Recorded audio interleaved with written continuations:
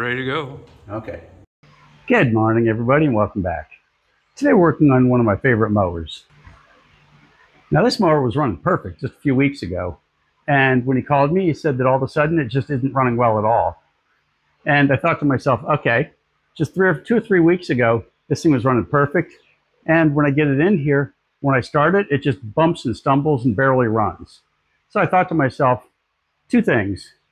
Since I know the history and I know this thing did run well, it's possible that one of these springs has failed somehow, but I keep new springs for these around all over the place. So we're going to do that probably. The other choice I've got is something got clogged in the carburetor. Now, since I worked on it a few weeks ago, it's already got a brand new fuel line on it, so I don't think that's a problem. I would say that it's possible that he got something in the gas and then it made its way to the carburetor, or one of these springs has failed. I do see springs that look perfectly good that just don't work well.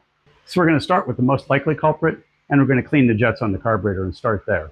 And if that doesn't work, we'll replace the springs. And only if that doesn't work, we'll put a new spark plug in it, because it's very rarely going to be the spark plug. So let's get started. Regardless of what motor you've got, make it a point to take plenty of pictures of the linkage and the springs before you take it apart. It's obvious right now, but it won't be obvious in a couple of days. So let's go ahead and pull the air filter off. That's with a 5/16. Now we're going to switch off to the quarter and pull that off loosely. Now we'll go back to our handy 5/16. That's what I love about this particular engine, is it only takes 3 tools to pull the carburetor off. Quarter, 5/16, and then we're going to get to the 3/8 right about now. And we'll switch off to our 3/8, and it'll pull these two off. Now you notice I'm putting all my screws on a magnet here, and you always want to do that. It's like here, I've always got 2 or 3 projects going.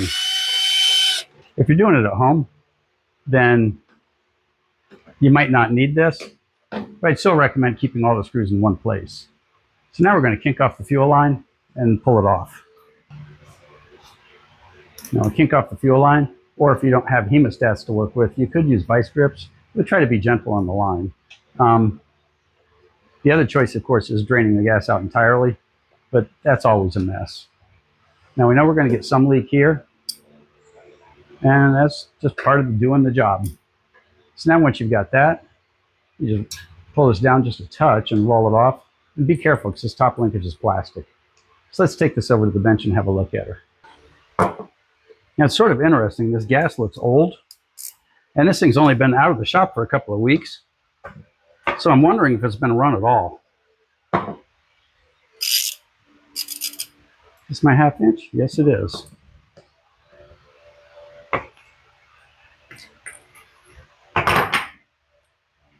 So to get to the jets on this one, all you have to do is unscrew this bottom bolt on the carburetor, and that's your jet. Now, if it were a Honda or a Kohler, you'd want to put a flathead screwdriver right down here. But on this one, this is it. So now when I look through this, the jet looks okay. This gas does not look good, so I'm not going to say it doesn't have bad gas in it right now.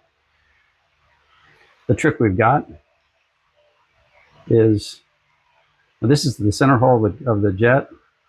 This is actually the part I see clogged up the most. And you can compare. I'm using a piece of fluoro wire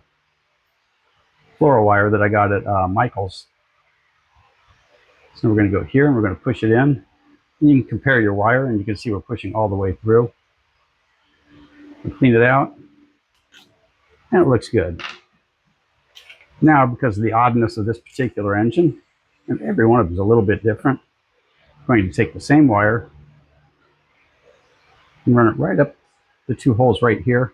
And it'll come out inside the carburetor.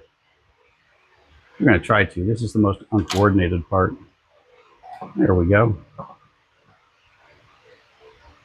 And if you were to look in the holes there, it's almost impossible to see, but the wire is sticking up through the carburetor. Oh, went right in that time. Okay. Now we know gas is flowing through. We know our float's working correctly because we had gas in the bowl. But we're still going to test it. We're going to test it by blowing on this while we move the float up and down.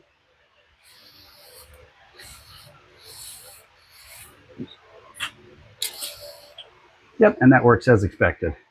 Okay, let's get this part back together because we're done with the carburetor.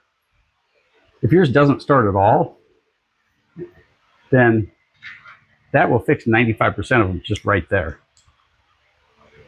Now get this. Don't want to forget our little ring. And that's it. We're done with the carburetor part. Now I just have to put it back together. Now with the fuel that I see in this, I'm really questioning it.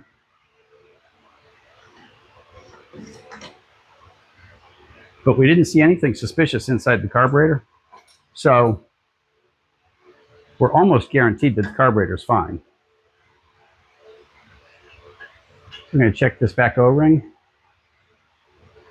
It's in pretty good shape, but a little bit squished, so I'm going to see if we've got one sitting around. Okay, found a kit with a new O-ring on it. So we should be good to go there. So let's get her back together. And of course, I know I'm preaching to the choir, but try not to cross-thread things. Just keep in mind you're going to take it apart later probably. And even if you don't, 5 years from now you might get tired of this mower and it might run perfectly good, or it might be stuck with bad gas and somebody else would want to take it apart. And you want to be nice to them.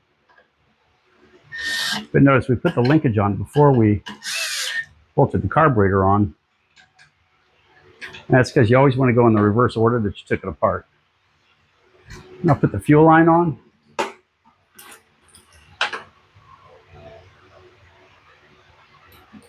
Get that back in place. And the only thing we have left is to get the choke back together. And that hooks on right here.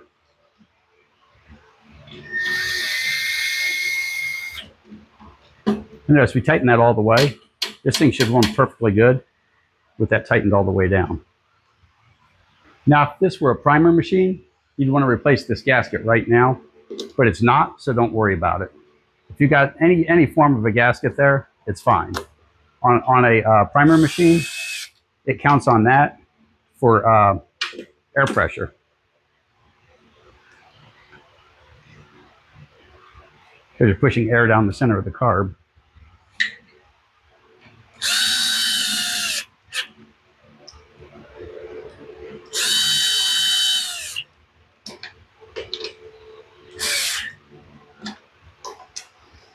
Okay, let's test it, and if it fails, next up is springs.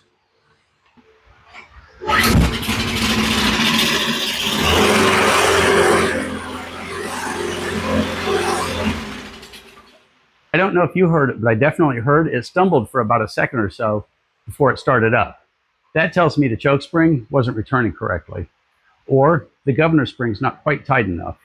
Now, if you change the governor spring, if you try to adjust it, you're going to turn the RPMs up on the engine, and you really don't want to go over 3,500 RPM because it's just hard on the engine. If you go much over 4,000, it'll be the end of the engine. They're really designed to run in the 3,500 RPM range. So let's put new springs on it. Now, it's not uncommon for these springs to look just perfectly nice and fail completely. You get your little choke spring.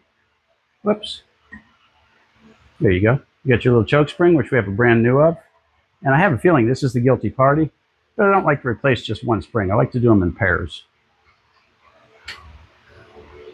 And this is one of those parts that you definitely want to get the factory springs, because aftermarket springs are very often huge fail points.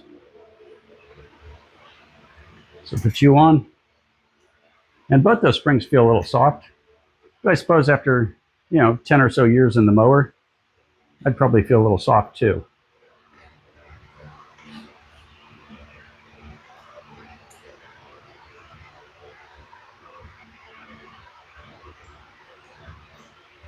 There we go.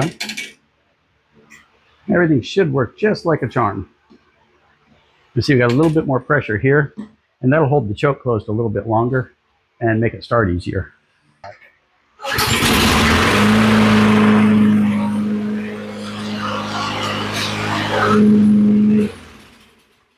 And that sounds really good. Now, she didn't start very well even after we cleaned up the jets on the carburetor, but it did run.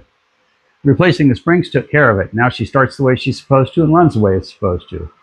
Now, if you're replacing your springs, buy OEM springs. This is one of those cases where even though it costs more, it's worth it. The OEM parts are distinctly better than the aftermarket parts. Don't care where they come from. So, all you new people out there, if you made it this far, you might as well subscribe. It's free, and it's what we work for. So, thanks for watching, and we'll see you next time.